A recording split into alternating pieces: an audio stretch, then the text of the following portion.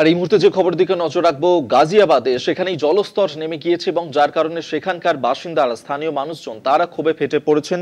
পুরসভার জলের ট্যাঙ্কের সামনে মারপিট হয়, সেই ছবি এই মুহূর্তে দেখাচ্ছি আপনাদেরকে। ঢক্কানিনাদ জল জীবন মিশন পুরসভার জলের ট্যাঙ্কের সামনে এভাবেই মারপিট। গাজিয়াবাদে জলস্তর নেমে গিয়েছে, প্রায় 1000 ফুটেরও নিচে নেমে গিয়েছে জলস্তর এবং নিষিদ্ধ করা হয়েছে সাবমার্সিবল পাম্প।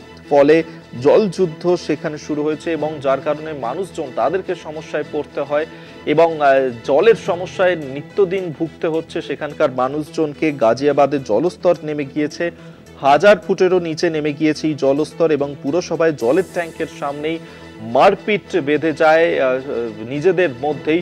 সেই ছবি এই মুহূর্তে দেখছেন। নিষিদ্ধ করা হয়েছে সেখানে সাবমার্সিবল পাম্প এবং প্রত্যেক দিনই সেখানে এই জল যন্ত্রণায় ভুগতে হচ্ছে সাধারণ মানুষজনকে। তারা এই নিয়ে একাধিকবার প্রশ্নও তুলেছেন। আমরা এই নিয়ে সরাসরি কথা বলবো। নিউজ রুম থেকে আমাদের সঙ্গে রয়েছেন প্রতিনিধি শাশ্বতী রায়। শাশ্বতী, গাজিয়াবাদে সেখানে জলস্তর নেমে গিয়েছে এবং সেখানেই যে ছবি ধরা পড়ছে যে স্থানীয় মানুষজন তারা জল যন্ত্রণায় ভুগছেন, কি পরিস্থিতি এই মুহূর্তে সেখানকার?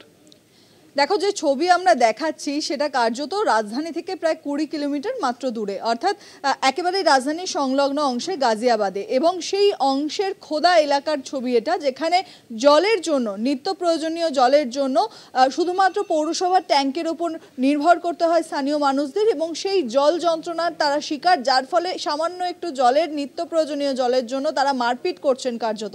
এবং প্রত্যেক দিনের এই ছবি, যেখানে জল জীবন মিশন নিয়ে কার্যত ঢক্কানিনাদ কেন্দ্রীয় সরকারের, সেখানে দাঁড়িয়ে এই ছবি কার্যত হাস্যকর। কারণ শুধুমাত্র 10 বছর ধরে পাইপলাইন বসানোর যে প্রক্রিয়া তা সরকারের কাগজে কলমে হয়েছে এবং তার ফলাফলই এই গাজিয়াবাদের খোদা এলাকার এই ছবি, যার ফলে নিত্যদিনের যে প্রয়োজনীয় জল তার জন্য মারপিট করতে হচ্ছে স্থানীয় বাসিন্দাদের। কারণ এই এলাকায় যে ডুবন্ত টিউবওয়েল বা সেই ধরনের ডুবন্ত পাম্প, সেই পাম্প বসানো কার্যত নিষিদ্ধ, কারণ জলস্তর প্রায় 1000 মিটারের নিচে নেমে গেছে।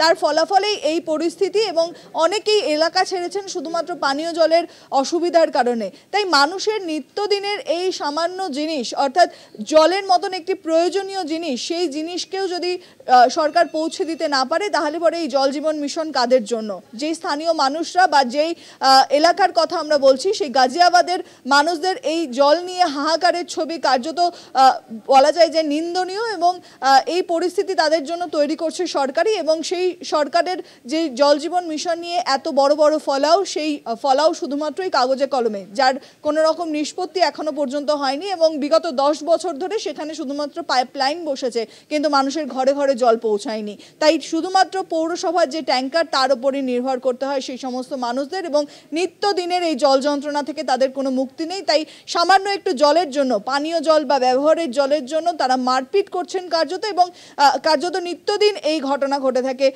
এই অঞ্চলের মানুষদের মধ্যে। ধন্যবাদ শাশ্বতী তোমাকে। শাশ্বতী রায় এতক্ষণ সরাসরি আমাদের সঙ্গে ছিলেন প্রতিনিধি নিউজ রুম থেকে।